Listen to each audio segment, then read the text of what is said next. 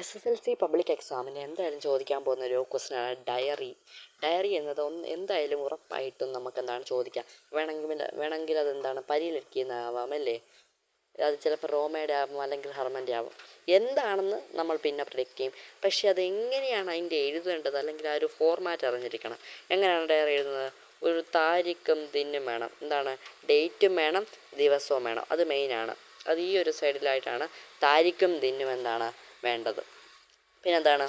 എന്നിട്ട് കുറച്ച് സ്പേസ് വിട്ടിട്ട് ഈ ഒരു പോർഷനിൽ നിന്ന് കുറച്ച് എന്താണ് മാർജിനിൽ നിന്ന് സ്പേസ് വിട്ടിട്ട് എന്തോ ചെയ്യണം? ആ ജേക്ക് അവിസ്മരണീയ ദിനഹിത ഇന്നെന്താണ് എനിക്കൊരു അവിസ്മരണീയമായ ദിനമായിരുന്നു. പിന്നെന്താണ്? ബഹുത് കി കാസ് വളരെ പ്രിയപ്പെട്ടെന്ന് വളരെ അപരിചിതമായ ഒരു ദിവസമായിരുന്നു. എന്താണ്? വ്യത്യസ്തമായ ഒരു ദിനമായിരുന്നു. മേരെ ജീവൻ മേ ഹമേഷ യഹ് ദിൻ യാദ് രഹന. എന്താണ്? എൻ്റെ ജീവിതത്തിൽ ഈ ഒരു ദിവസം എന്താണ് എന്നും ഓർമ്മയിലിരിക്കും. പിന്നെന്താണ് ആ ഒരു കോൺസെപ്റ്റ് എന്താണ് ചോദിക്കുന്നതെന്ന് വെച്ചാൽ അതിനെ വെച്ച് എന്താണ് അവിടെ ബാക്കിയുള്ളത് എന്താണ് എഴുതി കൊടുക്കണം. പിന്നെന്താണ് ലാസ്റ്റ് എന്തോ വേണം?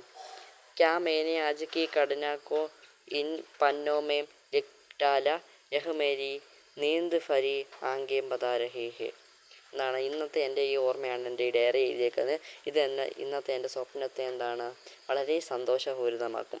ക്യോങ്കി യഹ് ദിൻ കാസേ ഇന്നെന്താണ് വളരെ എനിക്ക് പ്രിയപ്പെട്ടൊരു ദിനമായിരുന്നു. അപ്പോൾ മുझे സോ ജാനാ ഹൈ ഇപ്പം എനിക്ക് ഉറക്കാൻ വരുന്നു. അതിനെന്താണ് പത്രം നിർത്തുന്നു എന്നൊന്നും പറഞ്ഞ് എഴുതണ്ട. അല്ലെങ്കിൽ ഡിയർ ഡയറി എന്ന് പറഞ്ഞ് നമ്മൾ എഴുതുമല്ലോ, അങ്ങനെയൊന്നും എഴുതണ്ട. 10th എന്താണ് അങ്ങനെ എഴുതല്. ഇങ്ങനെ എന്താണ് എൻഡ് ചെയ്യണം. എന്താണ്? അബു മുझे സോ ജാനാ ഹൈ അത് വേണമെങ്കിൽ കൊടുക്കാം. പിന്നെ എന്താണ് ലാസ്റ്റിൽ വേണമെങ്കിൽ നിർബന്ധമില്ല, വേണമെങ്കിൽ എന്താണ് ശുഭരാത്രി എന്ന് വേണമെങ്കിൽ കൊടുക്കാം. എന്തായാലും മെയിനായിട്ട് വേണ്ടതാണ് താരിഖും ദിന്നും എന്താണ് ഡയറിയുടെ ഫോർമാറ്റിൽ വേണം. അപ്പോൾ ഈ പ്രാവശ്യത്തെ SSLC പബ്ലിക് എക്സാമിന് ചോദിക്കാൻ പോകുന്ന ഒരു ക്വസ്റ്റ്യനാണ് ഡയറി. അത് ഏതാണെന്ന് വരും വീഡിയോസിൽ വരും.